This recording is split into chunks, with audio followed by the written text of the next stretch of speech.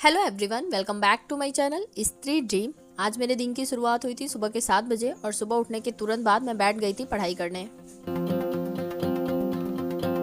हमारा हर दिन एक जैसा नहीं होता है। कभी कभी हम बहुत ज़्यादा मोटिवेशन के साथ सुबह उठ पाते हैं और कभी कभी ऐसा हो जाता है कि सुबह सुबह ही हम बहुत ज़्यादा लो फील करने लगते हैं। बट फिर भी हम कोई काम करने का ट्राई तो करते हैं, बट हमारे साथ बहुत सारी ऐसी अड़चनें आ जाती हैं जिससे हम अपना टारगेट पूरा नहीं कर पाते हैं। फिलहाल अभी मैं यहाँ पर बैठ गई थी पढ़ाई करने के लिए। और अगर आप लोग मुझे रोज़ देखते होंगे तो आप सभी को पता होगा कि सुबह जब मैं पढ़ाई करना स्टार्ट करती हूँ तो मैं हिस्ट्री से पढ़ना शुरू करती हूँ, क्योंकि पर्सनली हिस्ट्री मेरा फेवरेट सब्जेक्ट है। तो जब मैं हिस्ट्री से पढ़ना स्टार्ट करती हूँ तो धीरे धीरे मेरा इंटरेस्ट डेवलप होते जाता है और मुझे पढ़ाई में इंटरेस्ट आने लगता है। अभी मैं क्लास 6 एनसीईआरटी की हिस्ट्री पढ़ना स्टार्ट की हूँ और लगभग मैंने इसमें यहाँ पर 6 चैप्टर कंप्लीट कर लिए हैं। उसके आगे के चैप्टर्स को मैं यहाँ पर पढ़ना स्टार्ट कर रही हूँ। मैंने अभी रिसेंटली एनसीईआरटी की बुक्स पढ़ना स्टार्ट किया है, जिसमें मैंने क्लास 6 की हिस्ट्री और ज्योग्राफी दोनों साथ में पढ़ना स्टार्ट किया है। और इसमें मैंने 5-6 चैप्टर कंप्लीट कर लिए हैं और ज्योग्राफी में भी मैंने 4 चैप्टर मानचित्र तक का कंप्लीट कर लिया है।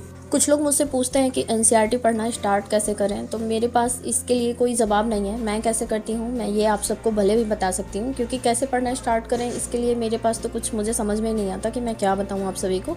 मैंने एनसीईआरटी पढ़ना मतलब जस्ट मेरे पास बुक्स थी और मैंने उसको लेकर फर्स्ट चैप्टर से पढ़ना स्टार्ट कर दिया है। आप लोगों को मैं एक एग्जांपल दूं कि हम लोगों में से ऐसे बहुत सारे लोग होंगे जिनको कोई ना कोई भगवान का चालीसा ज़रूर याद होगा। मुझे भी शिव चालीसा याद है और थोड़ा बहुत भूलती हूँ, अदरवाइज़ मुझे दुर्गा चालीसा भी याद है। तो आप लोग एक बार सोचिए कि क्या आप लोगों ने चालीसा याद किया था या आप लोगों को खुद से ही याद हो गया था, और अगर याद है तो कैसे याद हो गया। जब हम रेगुलर कोई चीज़ पढ़ते हैं, मुझे याद है शिव चालीसा में बहुत छोटी थी, मुझे लगता है छोटी नहीं थी, मतलब 12th में थी, और उस टाइम मैं शिव जी की बहुत ज़्यादा पूजा करती थी। तो मुझे बहुत इंटरेस्ट आता था कि मैं मतलब नहाने धोने के बाद पूजा पाठ करूं, और तभी मैं शिव चालीसा डेली पढ़ती थी।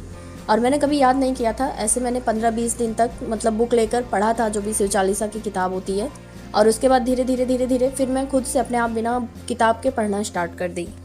और तब से लेकर आज मुझे लगता है 10-12 साल बीत गए, आज तक मुझे शिव चालीसा बहुत अच्छे से याद है। और आप लोगों को भी शायद इसी तरह से याद हुआ होगा, क्योंकि हम जब कोई चीज़ पढ़ना स्टार्ट करते हैं ना, तो हम धीरे धीरे उसका थोड़ा थोड़ा पार्ट पढ़ते जाते हैं, देख कर पढ़ते जाते हैं। हमें थोड़ा इंटरेस्ट होना चाहिए, थोड़ा सा तो इंटरेस्ट बनाना पड़ेगा, क्योंकि अगर चालीसा मैंने याद किया था या फिर मुझे याद हुआ है तो उसमें मेरा इंटरेस्ट था। और मैं अपनी एनसीईआरटी की जो बुक्स हैं उनको फर्स्ट चैप्टर से, इसीलिए मैं कहती हूँ ना, जो भी सब्जेक्ट आपके फेवरेट हो वहीं से पढ़ना स्टार्ट कीजिए, तो फिर अपने आप इंटरेस्ट डेवलप होता चला जाएगा। इसलिए मैंने हिस्ट्री से पढ़ना स्टार्ट किया है और मैं एक चैप्टर पढ़ती हूँ, एक चैप्टर पढ़ने के बाद दूसरा भी कनेक्ट करके पढ़ने की कोशिश करती हूँ। और धीरे धीरे फिर मुझे इंटरेस्ट लेने की ज़रूरत ही नहीं पड़ी। और आप लोगों को मैं ऑनेस्टली बताऊँ, मैंने आप सभी को भी पीछे ही शेयर किया था कि मुझे ज्योग्राफी में बहुत कम इंटरेस्ट आता है, पर कुछ टॉपिक्स ऐसे हैं जब मैं ज्योग्राफी पढ़ती हूँ ना, तो मुझे उसमें भी इंटरेस्ट आने लगता है। और मैं ये दोनों बुक्स जल्दी से जल्दी कवर करने की कोशिश करूँगी। हो सकता है 1 से 2 दिन में ये दोनों बुक्स मैं एक बार पढ़कर कंप्लीट कर लूँ।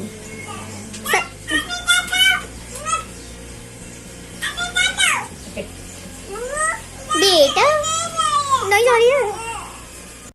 आज मैं जैसे ही सुबह पढ़ाई करने के लिए बैठी, मैं 3 मिनट ही पढ़ी थी, उसके बाद सारवी उठ गई। और बच्चे हैं, कभी कभी मूड अच्छा नहीं होता है बच्चों का, तो सुबह उठकर ही बहुत ज़्यादा रोने लगी, तो फिर मुझे लेना पड़ गया। क्योंकि कभी कभी ऐसा होता है कि बहक जाती है बहकाने पर बच्चा है, कभी कभी हो जाता है कि बहुत ज़्यादा डिस्टर्ब कर देते हैं, इसलिए फिर मैंने बंद कर दिया था। और उसके बाद फिर मैं चली गई थी किचन में और वहाँ पर मैंने लंच बनाया। और अभी सबके जाने का टाइम हो गया था, सब लोग जा रहे थे। तो यहीं पड़ोस का एक बाबू है हमारे यहाँ आया था।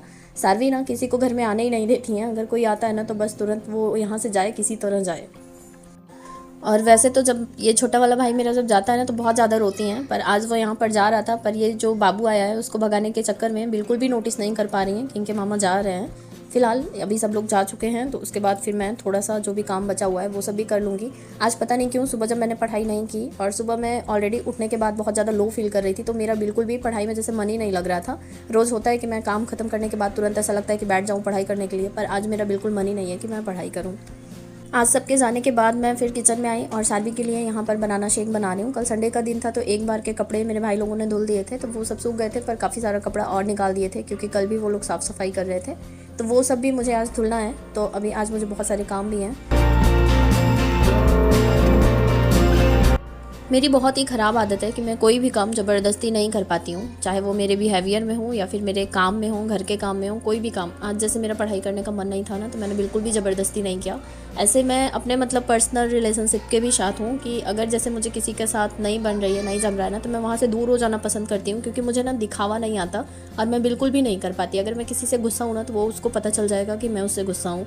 और मैं ना झूठ भी नहीं बोल पाती हूँ, क्योंकि मैं विश्वास करती हूँ ना कि हम जब झूठ बोलते हैं तो एक झूठ के साथ हमें और कई सारे झूठ बोलने पड़ जाते हैं। और अगर हमसे कोई गलती हो गई है, किसी को हमें बताना पड़ रहा है ना, तो हमें मतलब मुझे ऐसा लगता है ना, बता देना चाहिए, क्योंकि हम एक बार अपनी गलती एक्सेप्ट करके उसे दोबारा ना करने के लिए अपने आप को समझा सकते हैं। बट अगर एक गलती को हम छुपाते हैं ना, उसके पीछे हमें कई सारे और झूठ बोलने पड़ते हैं और सामने वाले को फिर समझ में आ ही जाता है कि हम झूठ बोल रहे हैं, भले वो हमसे जाहिर करे या ना करे। इसलिए मुझे ये सब चीज़ें ना बिल्कुल भी पसंद नहीं है। कल मुझे एक कमेंट आया था, मेरी एक सब्सक्राइबर हैं जो लिखी थी कि उनके 2 जुड़वा बच्चे हैं, ऐसे जैसे मैं पढ़ती हूँ वैसे वो भी बच्चे के साथ में पढ़ती हैं, बट उनके बच्चे बहुत ज़्यादा उन्हें डिस्टर्ब करते हैं। जब वो बुक से पढ़ती हैं तो बुक ले लेते हैं और मोबाइल से पढ़ती हैं तो मोबाइल ले लेते हैं। पर फिर भी वो किसी भी तरह दोपहर में जब बच्चे सो जाते हैं 2 घंटे का टाइम निकाल कर मतलब पढ़ाई करती हैं।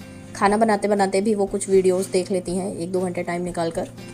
और कुछ इस तरह से पढ़ाई करके उनका जो वीडियो का एग्ज़ाम होता है उसके मेंस में रह गया था, और पिछली बार उनका रीट मेंस का एग्ज़ाम जो राजस्थान में होता है उसकी फ़ाइनल मेरिट में उनका नाम नहीं आया था।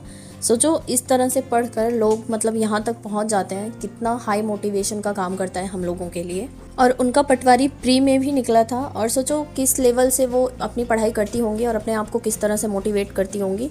बात ये नहीं होती है कि हम लोग कितने घंटे पढ़ते हैं, बात ये होती है कि हम लोग जितने घंटे भी पढ़ रहे हैं उसको कितने शिद्दत से पढ़ रहे होते हैं। और इनका कमेंट मैं इसलिए डिस्कस कर रही हूँ कि ऐसे बहुत सारे कमेंट्स आते हैं जो लोग बताते हैं कि उनके बच्चे छोटे हैं, परेशान करते हैं, पढ़ने नहीं देते हैं, इसलिए पढ़ नहीं पा रहे हैं, पढ़ाई को शुरू नहीं कर पा रहे हैं।